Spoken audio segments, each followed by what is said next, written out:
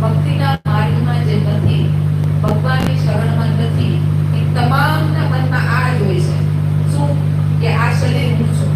એ નથી જાણતો કે આ શરીરની અંદર આત્મા છે એ હું છું અને હું તો ભગવાનનો દાસ છું, એ કોઈ નથી જાણતું.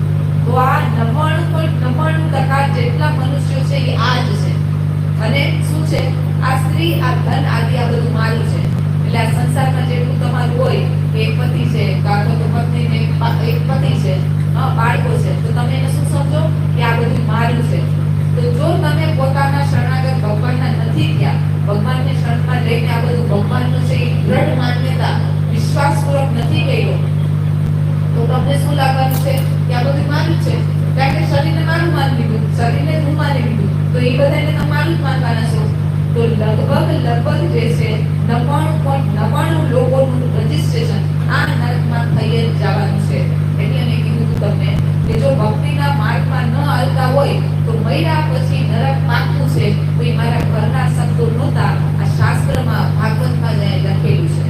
તો અહીંયા જે છે એવી બુદ્ધિથી બીજા પ્રાણીઓથી દ્રોહ કરીને નિરંતર પોતાના કુટુંબના પાલન પોષણમાં લાગ્યો રહેતો હોય. હવે જોઈ લો શું સ્થિતિ છે આપણા બધાની. રાત દિવસ ખાલી કુટુંબના પાલન પોષણમાં લાગેલા છે અને એના માટે જ દેખી છે.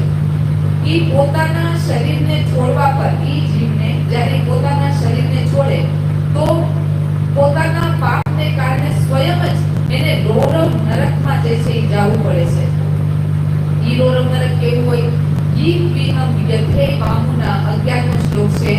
આ લોકમાં તેણે જે જીવોને જે પ્રકારે કષ્ટ દીધું છે એ પરલોકમાં યમ યાતનાના સમયે આ બધા જે છે એ જ્યારે આ પરલોકમાં જાય છે યમલોકમાં, તો આ બધા જીવ જેને જેને એને કષ્ટ આપ્યું છે, ચાહે મચ્છર હોય, માખી હોય, ગમે તે હોય, નોનવેજ ખાવાવાળાને કોઈ એવા પશુ હોય જેના એને નોનવેજ ખાતા હોય, એ બધા જીવો જે છે એ ગુરુ નામના એક બહુ ભયાનક જે છે એ સર્પ હોય, એ બનીને ન્યાય એને જે છે એને કહીએ છે અને એવી પ્રકારે એને કષ્ટ આપે છે.